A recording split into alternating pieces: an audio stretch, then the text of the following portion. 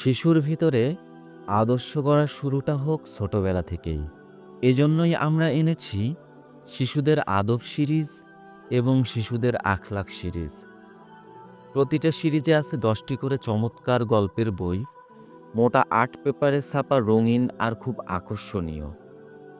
শিশুরা এগুলো খুব সহজেই পড়তে পারবে।